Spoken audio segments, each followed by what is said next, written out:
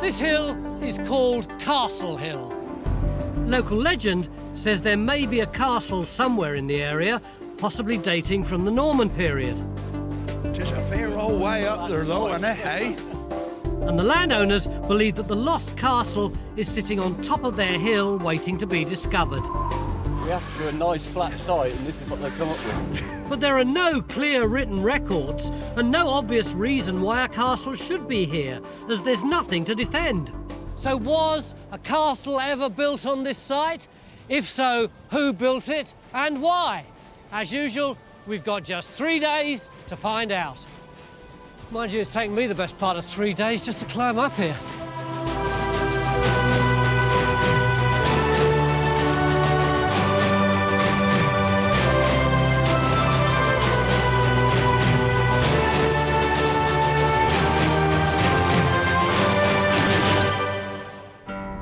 Where are we going to set up base camp? Here?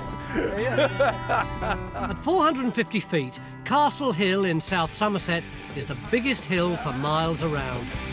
Come on! Until we sort out a vehicle route, it's a real challenge for everyone who wants to get to the top. He adopts the rambler attitude with a rucksack on the back. He was walking like that when he left the bar. Jimmy, did nobody tell you you can get a vehicle up here?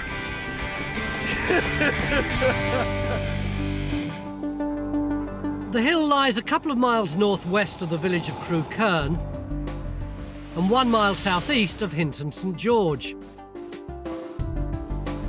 John's magnetic survey has given us a promising first target. It looks like there was something on the summit of Castle Hill.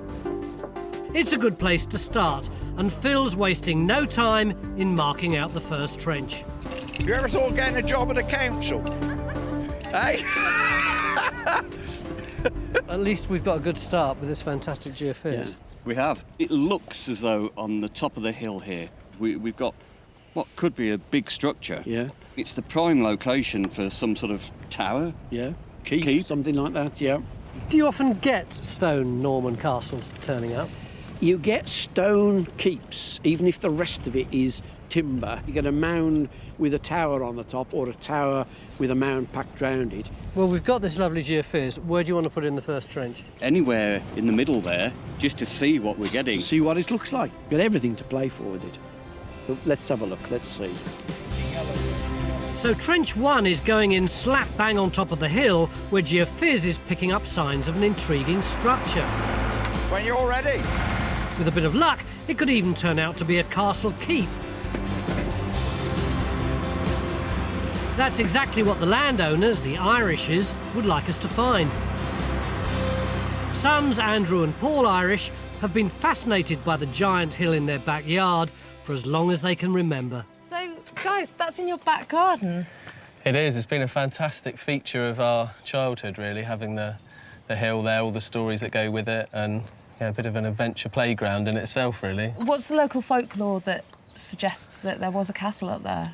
Well, so far as we know, there was some sort of medieval castle there. So you want us to find some definitive evidence of the castle? It'd be fantastic. It's really hard imagining people living up on top of the hill. So it'd be incredible to try and imagine how the building was up there and how dominant it must have been in the landscape.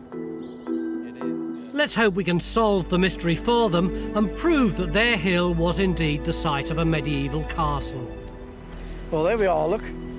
That's South Somerset. Meanwhile, Mick and Alex have hauled themselves up the hill to survey the wider area. Could there be a reason hidden in the landscape as to why you'd build a castle on this spot? For me, it's the sort of strategic significance of this location. I think that's the thing, you know, because that's where the Somerset levels are, which is boggy and waterlogged for probably 6 months of the year at that time. Yep. So anybody coming from the east, from Winchester, from London, going down to the southwest peninsula that way, have really got to come through a relatively narrow gap. So this could be controlling I think so. that corridor and the kind of traffic that would be going down here. Not just military traffic, we've got... No, I mean, you know, you've got people who are trading, there are goods moving about, but the significance is when an army comes through. Yeah. If you could perhaps map just what area of ground it can dominate. I've got just the tool, Mick, but it involves a bit of technology. OK, well, let's try it. Whatever was built up here may have overlooked a trade route and played a vital defensive role. So it's entirely possible it was a castle. Mary Ann and castles expert Mark Morris are looking through the local historical records for any mention of one in the area. This is a mid-12th century charter. It's given by Baldwin, Commes Exon, Earl of Exeter or Earl of Devon. And at some point midway in the charter, he says, Castri Mei de Crewkerne, my castle of Crewkerne. There you have it, in black and white. We have a castle at Crewkerne, and this is a document from 1148. And are they talking about that castle? Possibly. It has to be said, we're not exactly in the middle of Crewkerne right now. No, it's a couple of miles away. There could be any number of hills or castle sites around here. So it's back to the archaeology to give us some answers. I think so. Keep digging. The historical charter proves that somewhere in the vicinity there must be a lost medieval castle, but it doesn't tell us what it would have looked like or precisely where it was built. Phil's making good progress in his trench and is already unearthing what could be the foundations of a large building. How you getting on, mate? Oh, really well, Tony.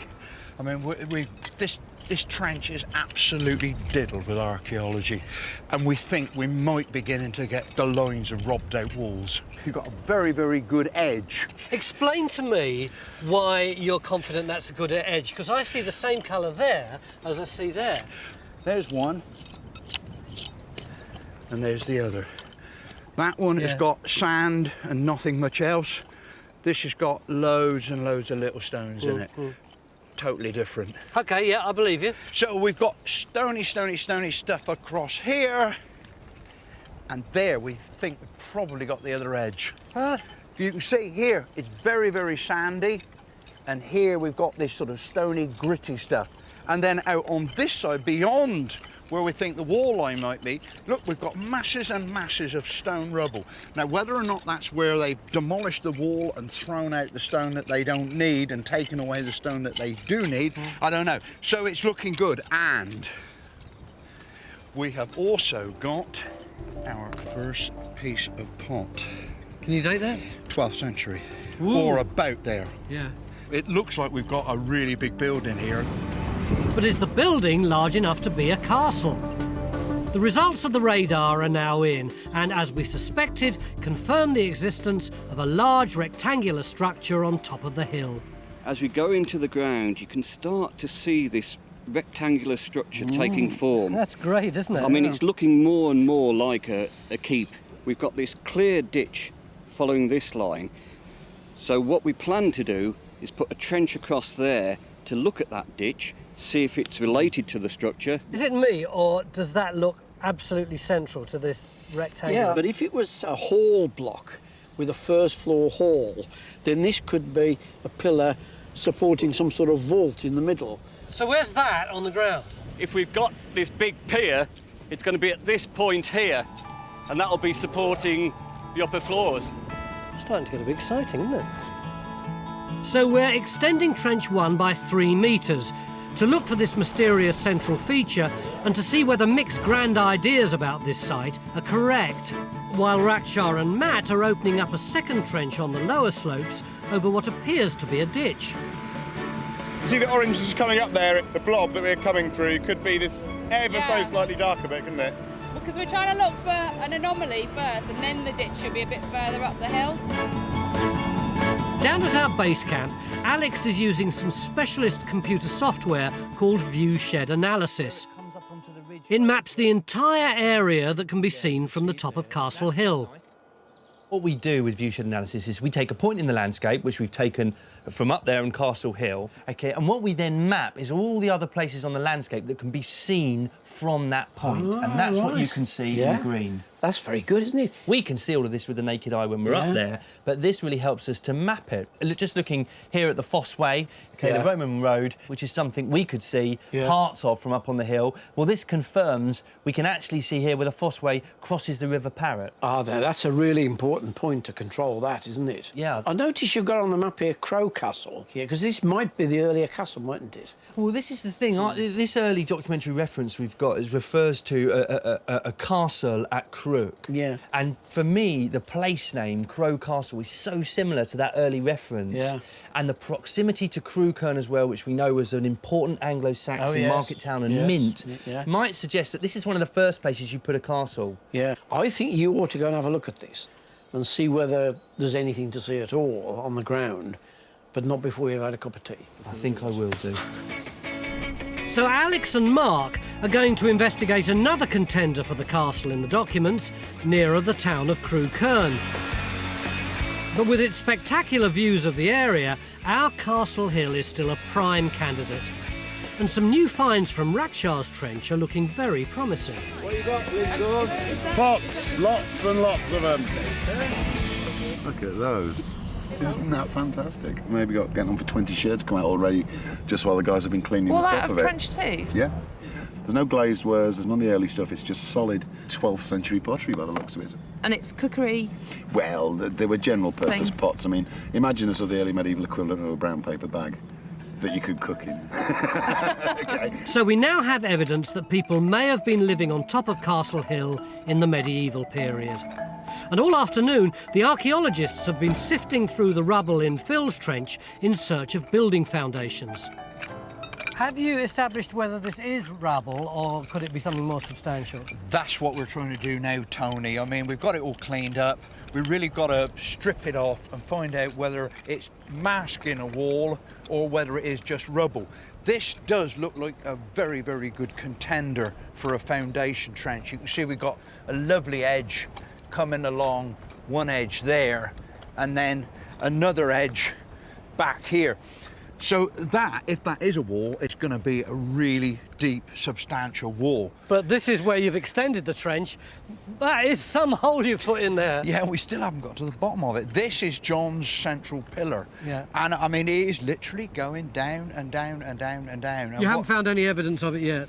Not of the wall, no. I mean, I think it's literally the decayed mortar from where they robbed that stonework out.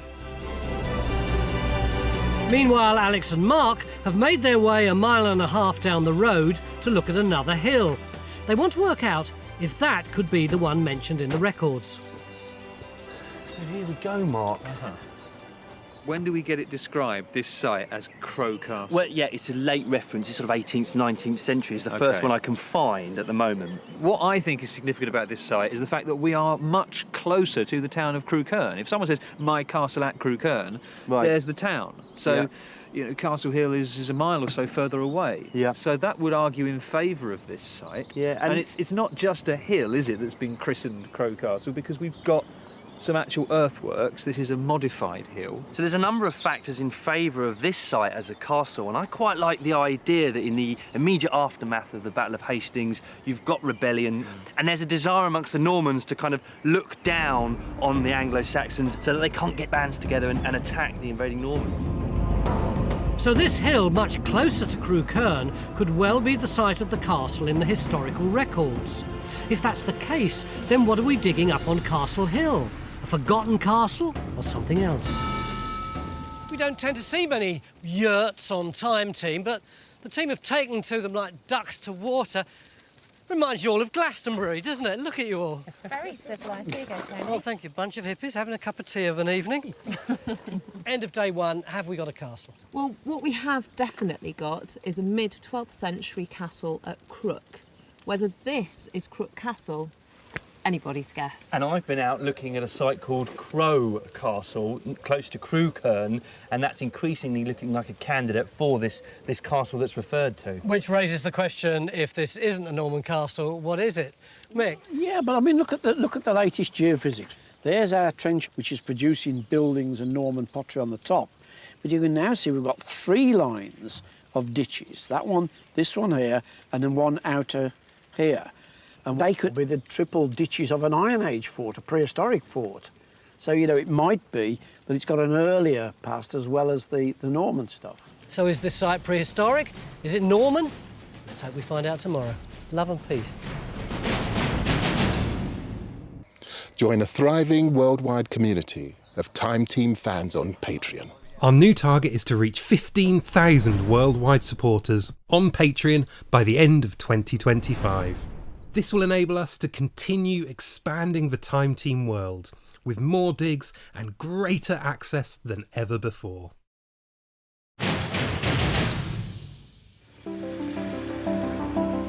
Beginning of day 2 here at Castle Hill in Somerset, and we haven't shown you this side of the hill before. It's the less steep side that our 4x4s use to get to the top, the sort of tradesman's entrance. We're attempting to uncover a mysterious lost structure on the top of Castle Hill. Phil's put in a trench over the summit where radar has definitely detected a large rectangular building. And Rakshaw's been digging in what may turn out to be the defensive ditch surrounding it. Initially, we thought we were finding evidence for a stone-built castle, but a discovery early this morning suggests we may have been on the wrong track. Phil was pretty confident about what was happening in this trench, but he said we'd know more once we lifted this rubble. Well, as you can see, we have lifted half of it, and there's this little scatter of stones down there, which has caused a little bit of a disagreement between my colleagues. What are those stones? Well, we think it's a post hole. We think there's been a big timber in there, and those stones are the packing round it. And what do you think that means? I think there might be a big timber building here that's underneath all the stonework that we've got. Yeah, but you're ignoring the radar. Go on then. Where we put the trench in yesterday, yeah, remember, it was on the magnetic noise. We hadn't got the radar results at that stage. We then extended the trench because we'd got what we thought was a central pier on the radar. The big hole that Phil had. The big hole. Yep. But the strongest evidence for stone footings are at either side of this trench. So you're saying that rather than being a wooden building or a building with wooden supports like Mick's saying, it could still be a stone building, except we just haven't picked up those stone walls yet? Yes. I think there are other possibilities as well, though, because, I mean, we could have had a timber building replaced by a stone building, or the rubble that we've got could be the platform for a big box frame building on big, 18-inch square timbers. And then you still might have a stone building, which, as you're saying, we haven't seen yet. But we can get this wall over here if we extend the trench that way, can't we? I think we've got to do that because we've got to test this theory. See how quickly he moved away from his wooden building theory. I'm with you, John. He's right. You wait and see. You wait and see. If Mick's right, this could turn out to be a timber-built castle with stone supports. In the meantime, we're going to extend Phil's trench and look for any undiscovered stone walls. And in Rakshaw's trench, Mary-Ann is catching up on some of the many finds from the previous day that may give us an idea of the date of the site. They're beavering away in trench 2. There's some finds that are coming out. There are some good finds, and we're actually very excited. We are indeed. This is what looks like to be a medieval pin. And would that have been used on clothing? Yeah, so it would have fastened. I'm not quite sure if there was a clasp, but it's definitely some kind of pin fastening on some kind of garment. It's really beautiful. It's made out of copper alloy. If you kind of move it around in the sunlight, you can almost see the gold gilding on it. So very high status, fancy goods. Yeah, but the exciting thing is it came out of what looks like to be a pit, stroke ditch, we're not entirely sure yet. It's full of 12th century medieval pottery. Pretty good start for day 2, isn't it? Good for one trench. We think so. Yeah. Over in Phil's trench, we've been opening up a large hole where we thought there could have been a central pillar. But we haven't yet found a base for it, so we're digging deeper and deeper. It'd be nice to actually see where the bottom is. Meanwhile, Alex is listening to farmers' tales about some large stones ploughed up many years ago on Castle Hill. But Andrew's told me that you were up here in the 1960s working down this land with a tractor, is that right? Yeah, this was a hill that was non-productive agriculture. So we thought, well, let's have a go at putting a rotavator and try and reclaim it and get a bit more agricultural use out of it. And then we got the plough up, and there was these 2 big stones. And I could see they were going to be a nuisance, they were going to break the farm machinery. So, as a responsible person, I just dropped the plough and gently pushed them out of the way. So you just sort of pushed them to the edge of this steep slope here, thinking, well, no one will ever want to see them again, and these are out the way so we can plough the field. And then we turn up. You all turn up. And all of a sudden, these stones seem to be quite famous, and I can't find them. If these stones weren't natural, it's further proof of a man-made structure on top of Castle Hill. So where do you think this stone came from then? Oh, over there. Yeah, in the distance you can see the Ham Hill Quarry. All the local stone in the areas comes from that quarry originally, from Ham Hill Quarry. Right, so potentially then, if we've got the Normans or later building a castle up here, that's the type of stone they'd instantly go to, you think? That's right, and it's obviously not that far. Right, so maybe we should then think about going over there and have a look and see what they've got. Well, and we should let you get back to your cows. That's very kind of you. Alex and Andrew head off to Ham Hill Quarry to investigate this local source of building material. In the meantime, Mary Ann's trying to find out whether our pottery finds date from the main period of Norman castle building. All the evidence is looking mid-12th century, but the Norman invasion was 1066. It was, and we do have the majority of castles built immediately after 1066. However, in the middle of the 12th century, you have a period which historians call the Anarchy, rather evocatively. Yeah. We have a civil war between, on the one hand, King Stephen and his cousin Matilda. So these are grandchildren of William the Conqueror struggling for the throne. And what it leads to very quickly is a civil war. That people have called the Anarchy. That people have called the Anarchy. As soon as government breaks down, as soon as there is a civil war, people start building castles. So there's rich men doing big building works, but also this kind of idea of forced labour constructing castles or fortifications. There's a rush to refortify. One of the best illustrations of the way that royal power collapses in the middle of Stephen's reign, in the middle of the 12th century, is the coinage. The coinage had always been, since the 10th century, one coin with the king's head on it, and that ran throughout all of the kingdom. In Stephen's reign, Stephen's coins are only found in the east and the southeast. In the southwest, where we are, there are coins being issued for Matilda. And you also get even individual barons issuing their own coin. So you have two sides competing for people's affiliation and fighting against each other. So there's always the possibility of extreme violence. It's not a great time to live, and it's always the peasants who suffer. The sand is reddened, so it's burnt. There's a lot of burning there, and there's actually quite a bit of charcoal in there as well. This means we could be looking for a lost Anarchy period castle rather than a conquest one. It's too early to tell for sure, and in the meantime, things seem to be getting ever more confusing. We really don't know. You're so sort of convinced that it's a castle. I mean, you know, it's kind of, oh, it's a stone castle, oh, it's a wooden castle. What happens if it isn't a castle? We're halfway through the dig, but are we any closer to solving the mystery of Castle Hill? Hello. Remind me, what is the date of the pottery that we've got up here? Tony, it's all mid-12th century, nothing from the 11th century, which means that it can't be a 1066 conquest castle. It has to have come from this King Stephen reign of anarchy.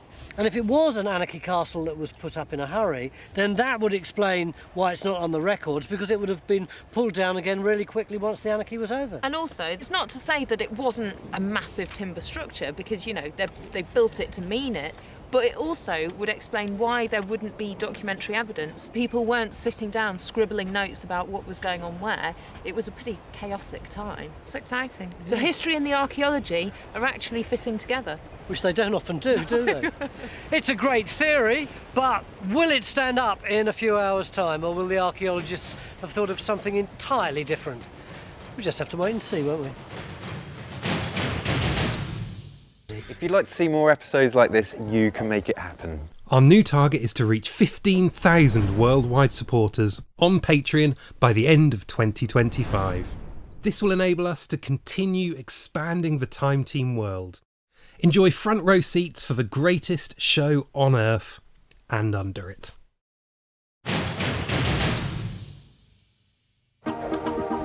It's the afternoon of day 2 in Crewkerne in South Somerset, and we're digging up a large hilltop structure which we're hoping could be a medieval castle. Evidence now suggests it may be a timber castle dating from the Anarchy period in the 12th century. And a new find in Rakshas Trench may help us confirm that.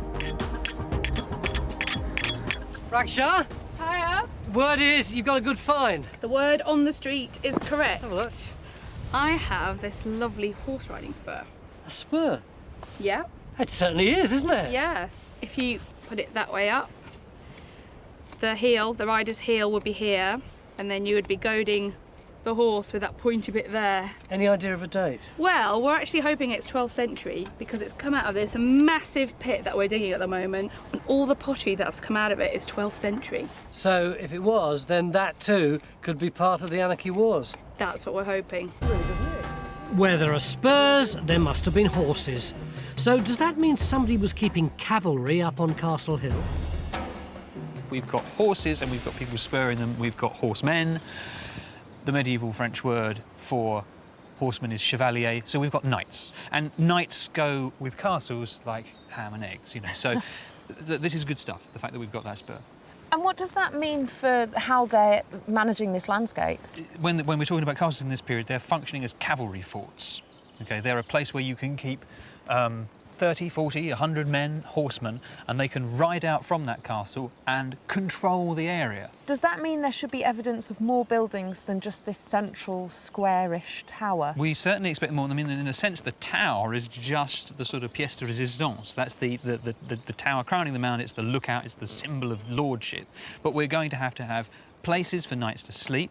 So a hall of some kind. We're going to have places for horses to sleep, i.e. stables. There should be a bit more evidence on the top of that hill. I think there should have been a fair few buildings on that hill, yeah. There could be more outlying buildings still waiting to be discovered up on the hilltop. And Phil seems to be making a breakthrough as he extends his trench to where the first radar survey picked up signs of stone remains.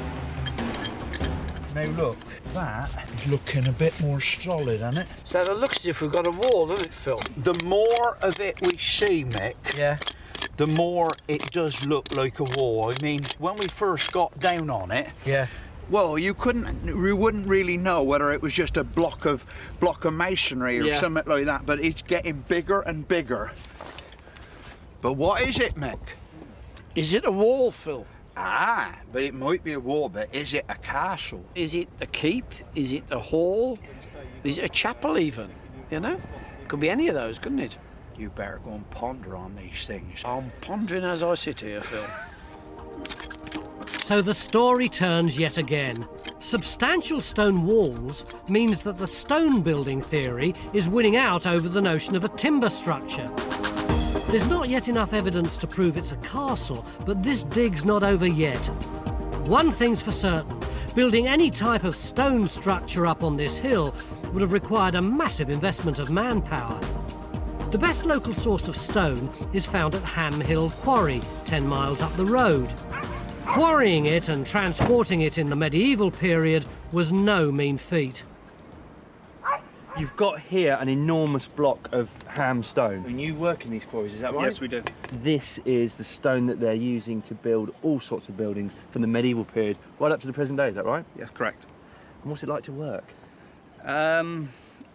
It can be very hard. It's not the best of stones. You've got to pick through it to sort the best out. It suffers from clay beds and iron faults. But with modern technology, you can cut round the problem sort of thing. So with modern technology, it's a lot easier. It's a lot easier. Yeah. What would it have been like in the medieval period? Very difficult. Do you want to show me some of the techniques they would have used? They would have used a pick similar to this. We've been in here. As they got deeper down, they would have different picks also with longer handles, so they could work in a more upright position. I guess it's time then I had a crack at this just Go to for see it. just to see what it's like. The safety goggles on. There you go. Here we go. Right.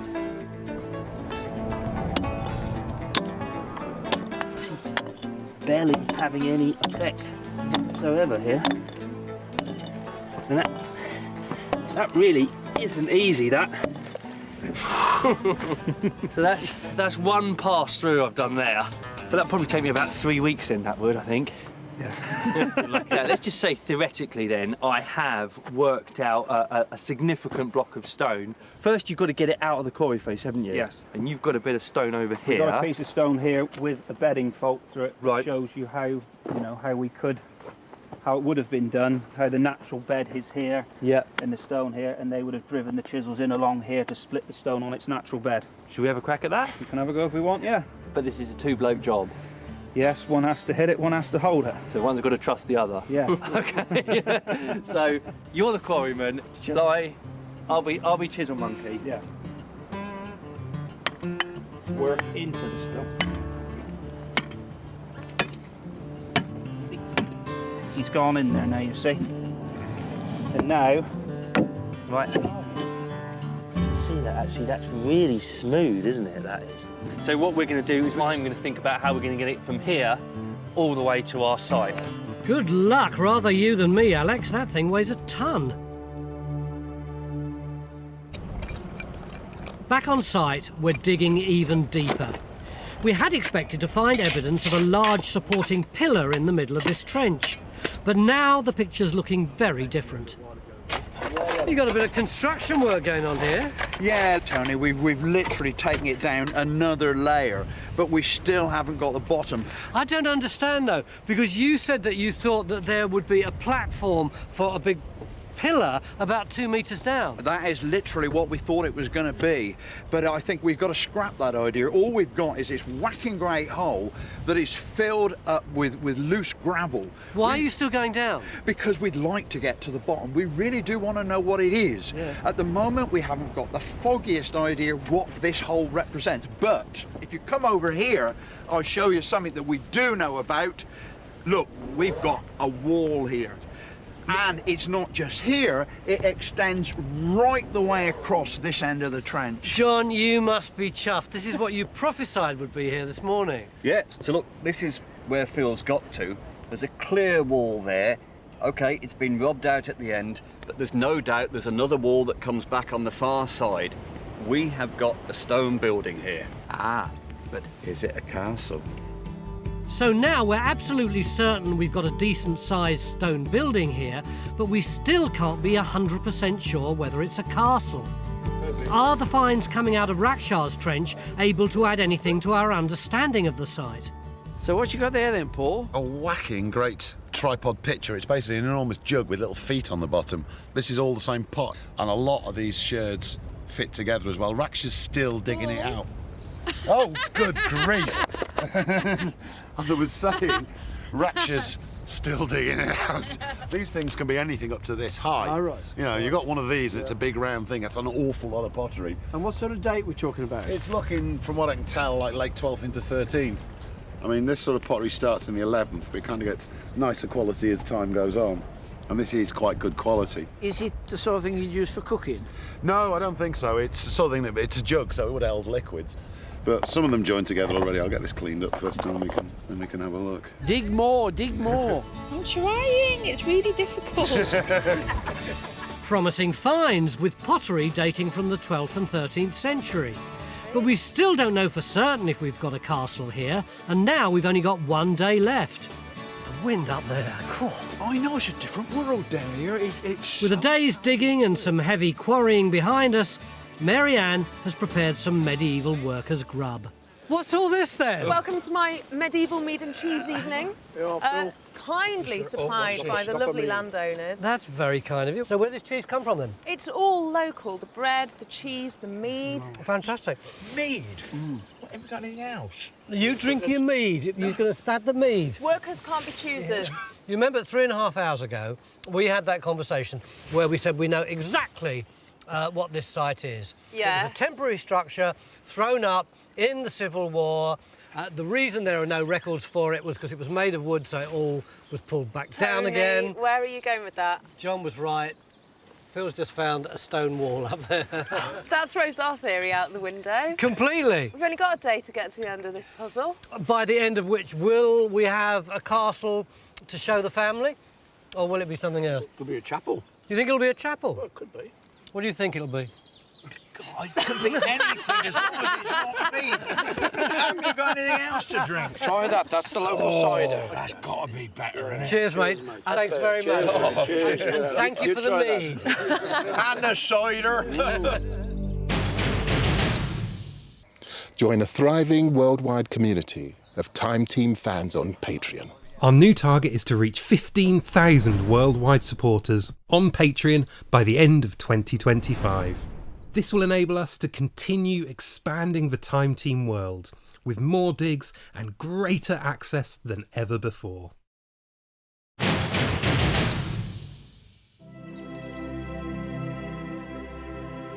Beginning of day 3 here on the infuriating Castle Hill in Somerset, which adamantly refuses to give up its secrets easily. Over the last 2 days, at one time or another, we've thought we had a Norman castle up here, a stone one, a wooden one. The fact is, we still know virtually nothing about it at all. It's all castles in the air, isn't it, Mick? No. What? What? We don't know anything. I just heard you whinging away coming up the hill there. It's not a whinge, it's an objective statement. No, it's not. Come on then, what do we know about it? How old is it? How old is it? Well, if it's a document, it's mid-12th century. If, yeah? Yeah, well, we've got very few finds. What shape is it? It's rectangular. You don't know it's rectangular? Well, I think we do. If that's what the geophysics is showing, and we've got a rectangular building of that. So what's your strategy going to be? We're going to put a slot in over there to get the other wall, and we're going to put a slot in over here to get the end. Why are you going to do that, Mick? To get the corners to it. To prove it's rectangular, because you don't know that it's rectangular I yet. think we do. It's too early for all these cerebral activities. Get me a cup of coffee and then ask me again. All right, I'll come back in an hour. Right. So we're going to extend Phil's trench to the south and west to search for the building's corners and see if it is indeed rectangular as Mick thinks it should be. With a bit of luck, this could give us the clinching evidence for the foundations of a castle. If we give it another half bucket, let's say out there, and then we'll maybe push on back a bit. And Matt thinks he may just have found the western corner of the building's stone wall. It's increasingly looking like a castle keep. Yeah, you're well onto it, aren't you? Because I've just got the edge. I think I might have the edge here. Can you see the sand? That's definitely it there. Yeah. And there's the sand again. So the corner, it's right in front of you there, like this. We'll remove this backfill. We'll have the full length of the castle then, won't we? Down at base camp, Paul's got some of the pieces from the jug he found in Rakshaw's trench. He's hoping that the high-powered microscope will give us some clues as to what it was used for. The inner surface of the pot at the bottom is quite degraded, and apparently fermentation causes pots with, especially with limestone on the inside, for the inner surface to flake off. The lactic acid in the fermented liquid attacks the inner surface of the pot. When you say fermenting liquids, am I saying beer? Almost certainly, yeah. That's telling us something about what they were doing at the top of that hill.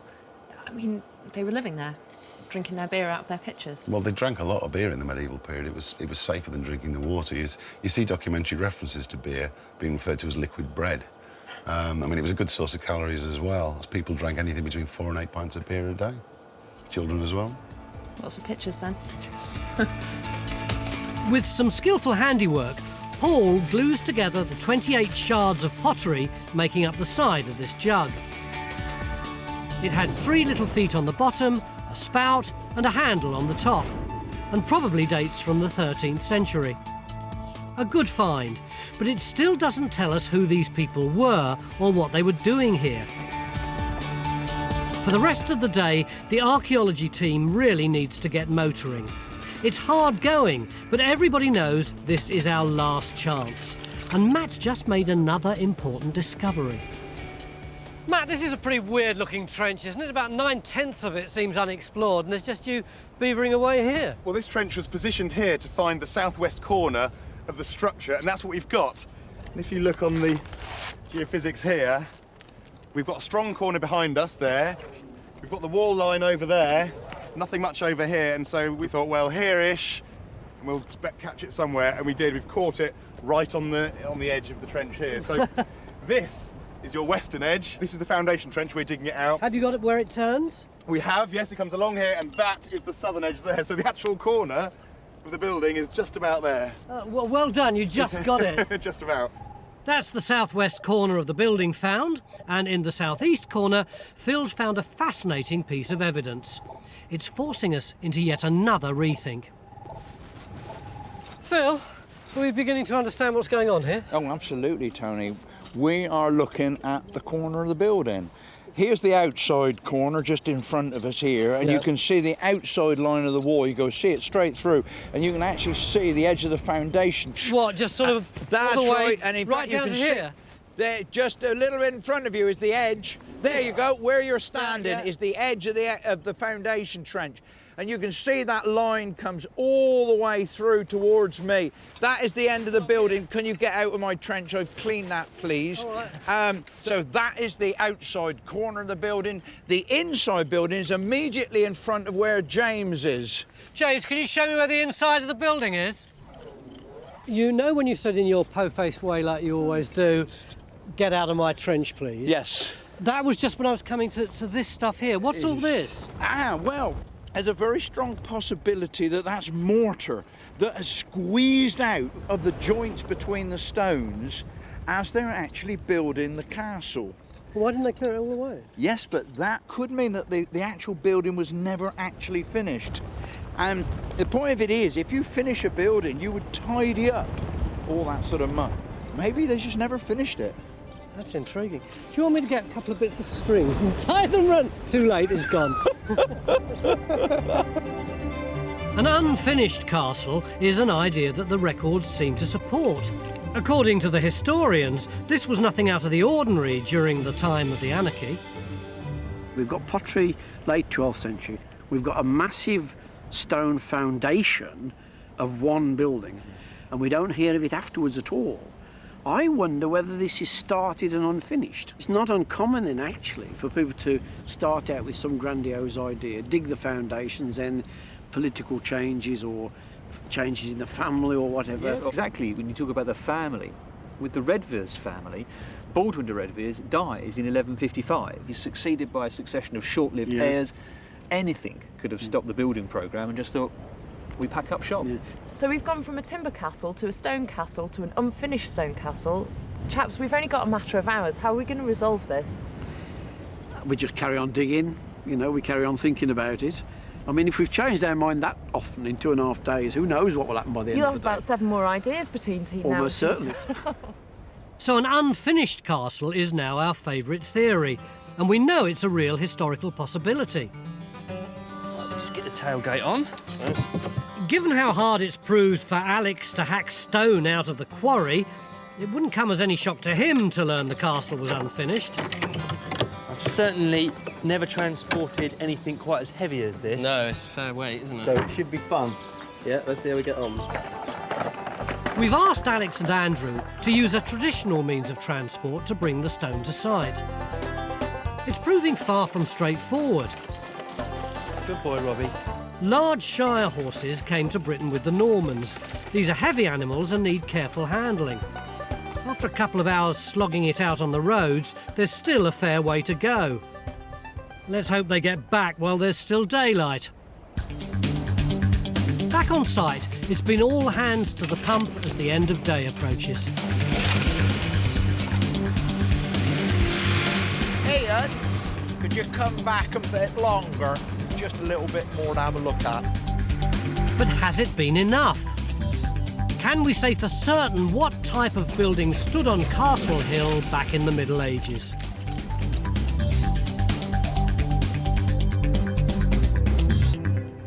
This morning, I gave Mick a really hard time about the fact that we hardly knew any more about this so-called castle than we had done when we first arrived a couple of days ago. So, Mick, what do we know? I think we know the size of it, which you were whinging on about this morning, don't Which we? was? That's right. I mean, in its long dimension, it's 17 metres outside to outside and width 13 metres. The actual thickness of the walls is about 3 metres, isn't it? About 3 metres, yeah. The fact that it's rectangular rather than square, perhaps the 1170s, something like 1180s, perhaps something like that, in style terms. But I mean, the other thing is that I seriously doubt whether it was ever finished, actually. Why do you say that? Well, there isn't enough later material for activity after 1200, you know, there's very little pottery and stuff like that. We don't have any bits of Romanesque sculpture. It's like as if they haven't got that far yet with it. What do you think the walls were made of, or would have been made of? It must have been a stone-built building. I'm sure it must have been a stone-built building. And It's not likely to have been timber framed. And they must have been intending for it to go up quite a way. One thing I think you can be sure about it was that it was an incredible outlay of labour. Yeah. All this stone had to be brought up here. What about this huge pit thing that we've got? Yeah, well, I think that's a well they're building. there are very few keeps and stone towers on Norman castles which don't have a well built into them. Yeah. And sometimes they are the most colossal engineering feats. You take somewhere like Bamborough Castle up in Northumberland that we looked at. There's a well there that is cut through the dolerite.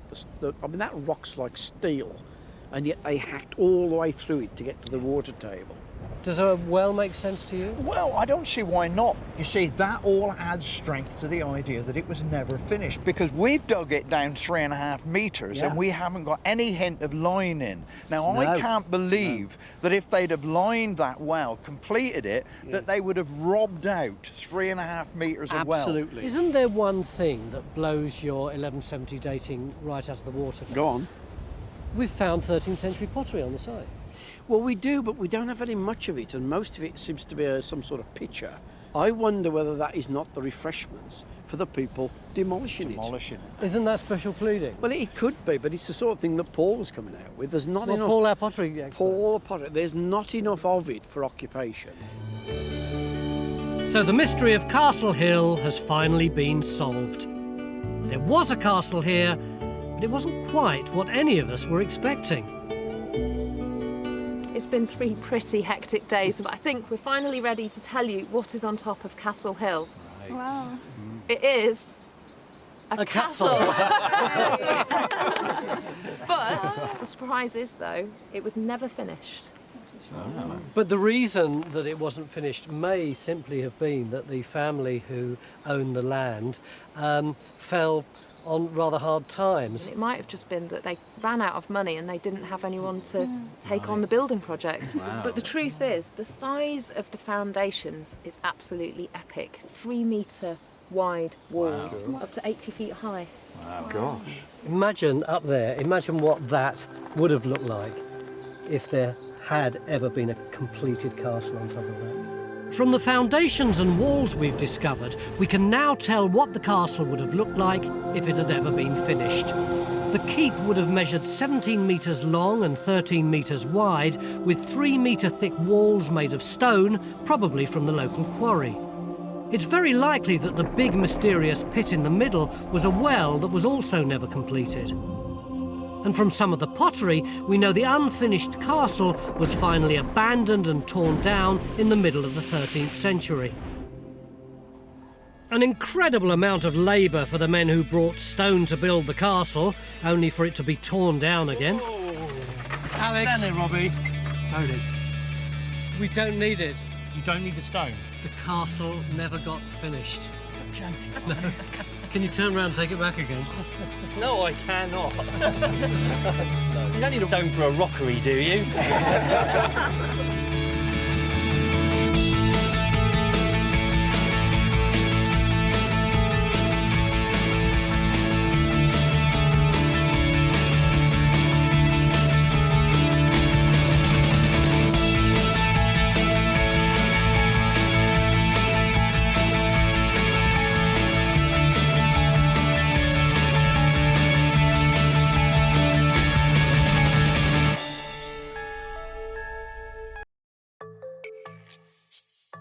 Join Time Team on Patreon to access exclusive 3D models, masterclasses, and behind-the-scenes insights.